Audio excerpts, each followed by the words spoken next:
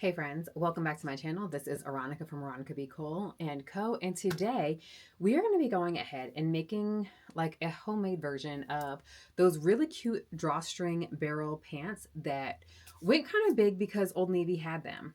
But we're going to do it ourselves. So join me for that. If you are like, hey girl, I definitely want to be making my own pants, stick around for this here so along.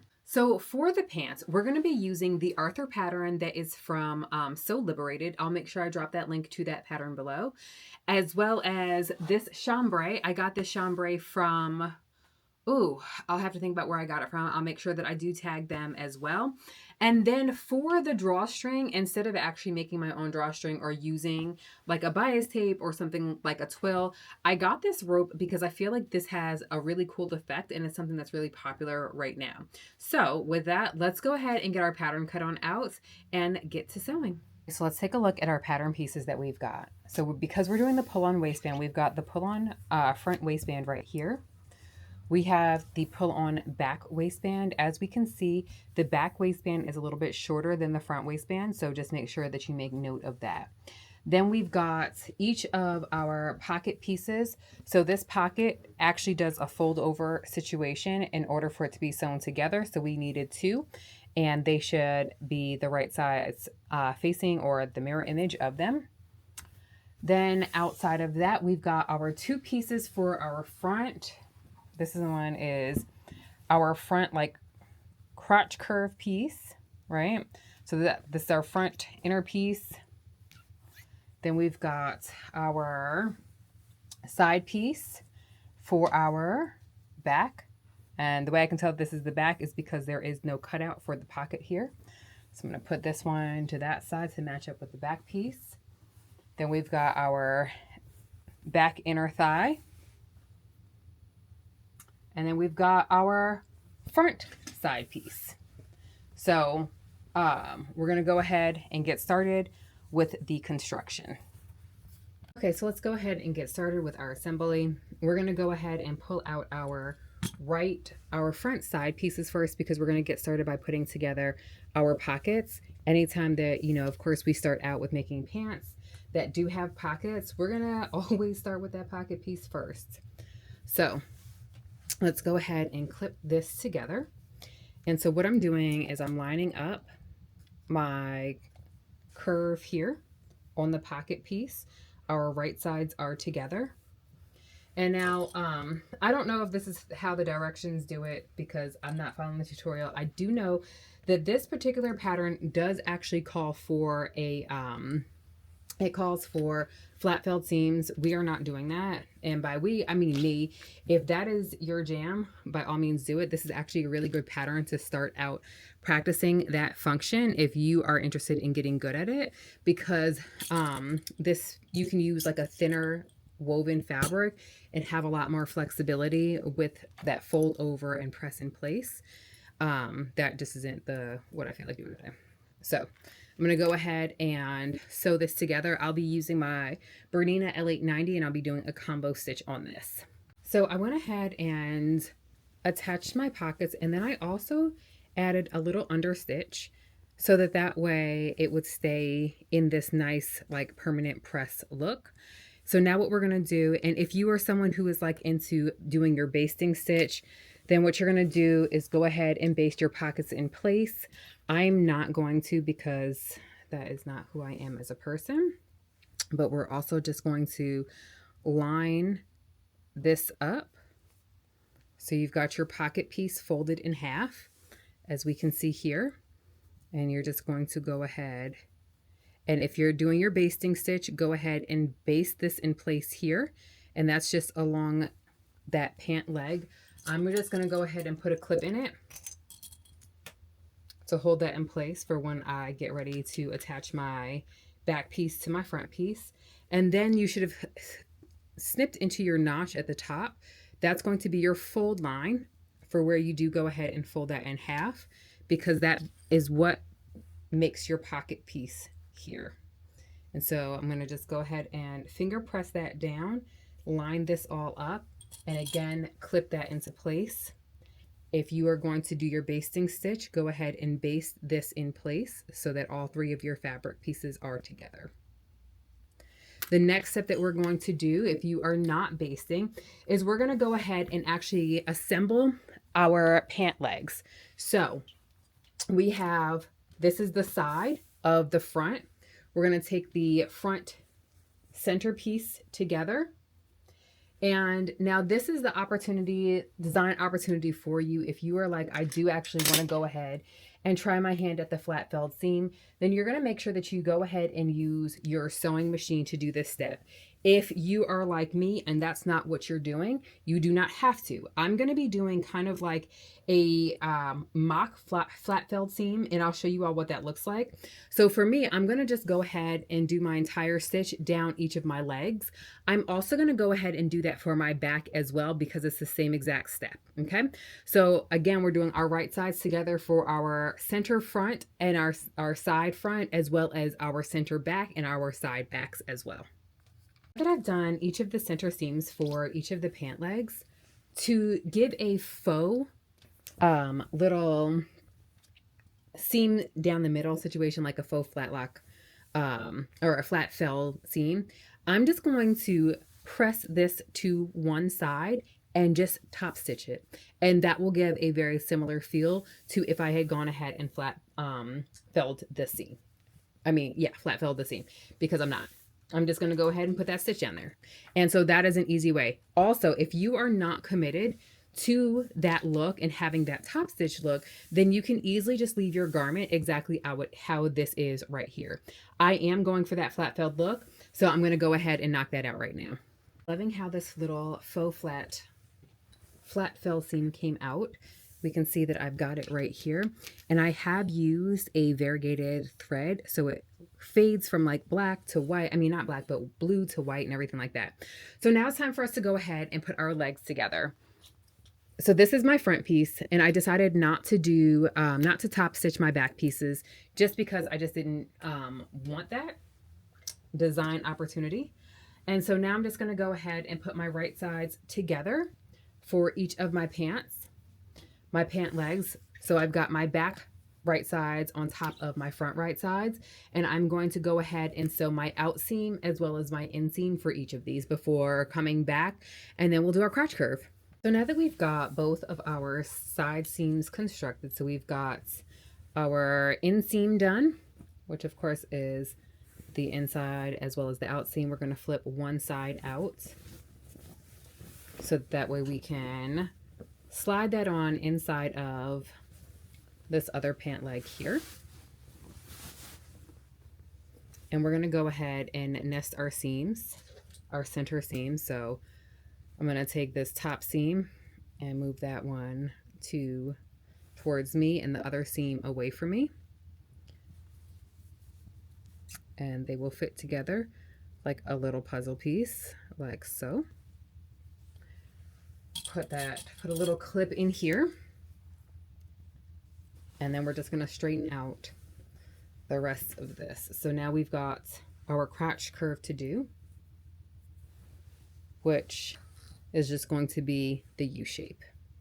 So our pants are basically constructed. So we're going to go ahead and move on to the waistband, and this is how the pants are looking so fantastic. All that's left to do is attach our waistband and then hem them. So let's work on the waistband first. So again, we've marked our back piece with this here clip, which means that this is our front piece here. And so I am going to go ahead and actually attach some interfacing to our front piece. The reason why is because I'm going to be going ahead and actually adding some grommets so that way I can use that for my drawstring. So I'm going to just go ahead and press in. I do want my middle area to be like nice and pressed into place so that it's easy. It's always easier for me to find that center front. I'm also going to fold it in half like this, just so that I can also make sure that I'm finding the true center of everything. And so I guess it's actually closer. Yeah, no, that's correct. Okay.